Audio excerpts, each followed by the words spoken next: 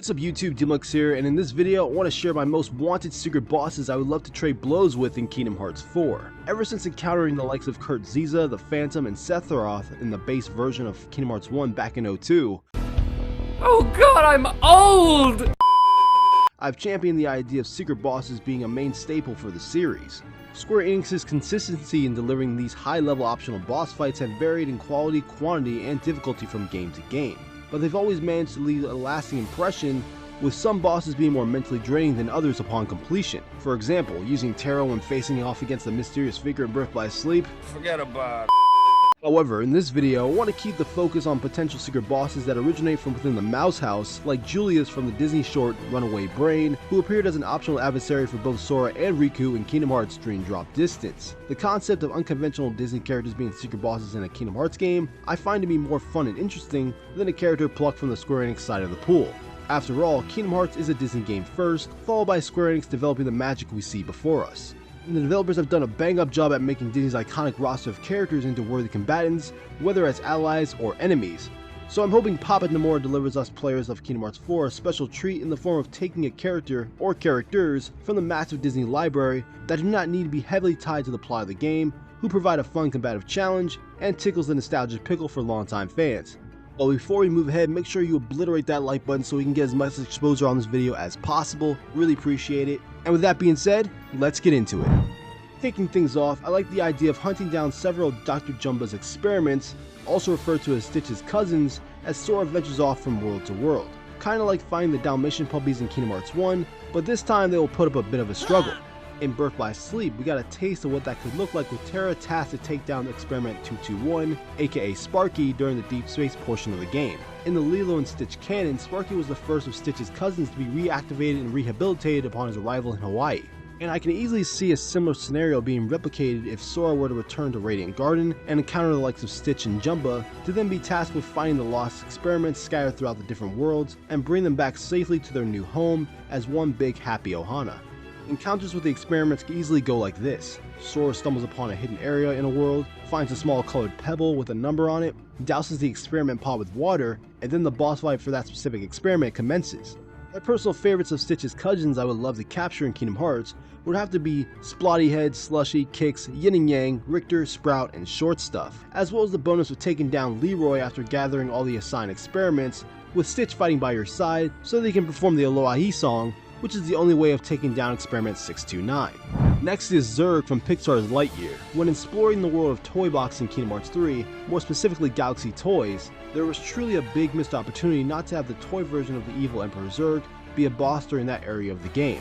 I mean, with a name like Galaxy Toys, you would think there would be a section somewhere around the store dedicated to the Buzz Lightyear toy line, and since I'm not 100% confident that Toy Box will make a return in Kingdom Hearts 4, I would not mind if Square Enix went in a different direction when it comes to adapting Buzz's arch nemesis as a surprise encounter for Sora and company to tackle. Personally, I didn't mind the redesign of Zurg in the Lightyear movie.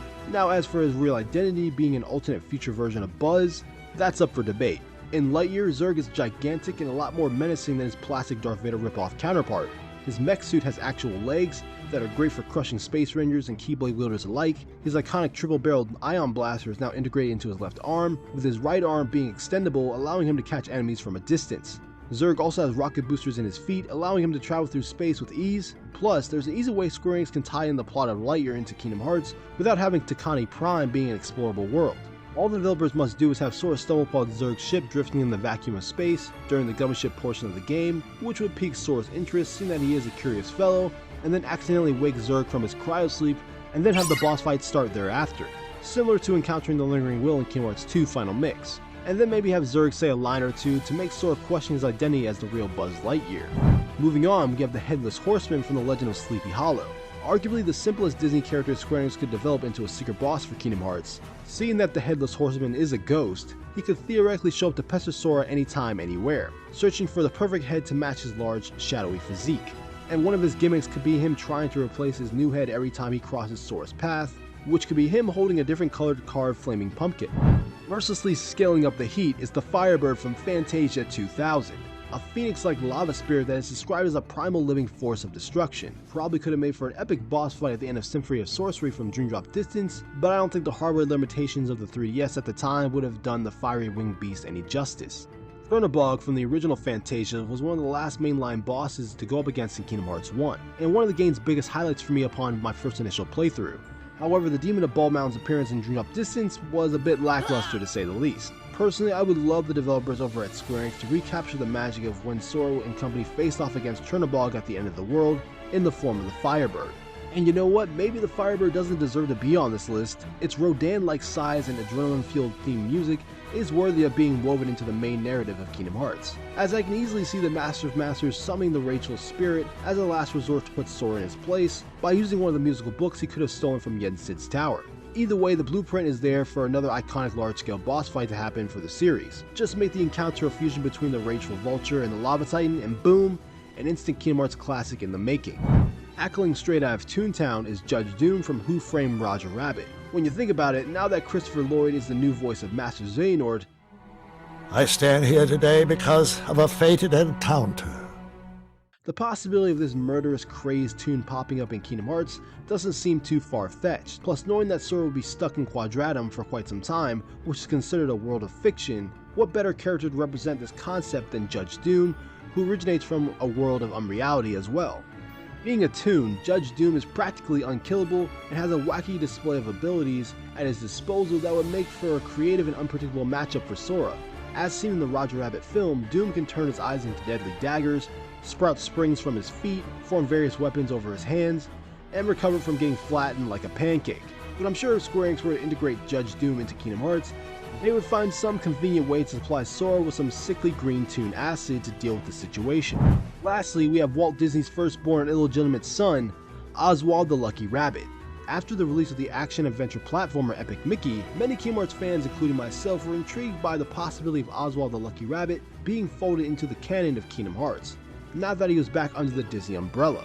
You could simply just make Oswald a toon fugitive on the run from Timeless River that Sora is tasked with capturing to protect the natural order of things. Or, the better option, make Oswald a Keyblade wielder. No, wait a minute, have Oswald wield Sora's original concept weapon, the Chain Sword, at least that's what it's called in Cyberpunk, originating from the world of unreality, and is in search of a worthy adversary to test his floppy-eared might. If any Disney character deserves the time to shine in the Kingdom Hearts moonlight, that honor should most definitely go to Oswald. So let me know what you guys think in the comment section down below about my list of Disney secret bosses I would love to see in Kingdom Hearts 4. Do you have better suggestions?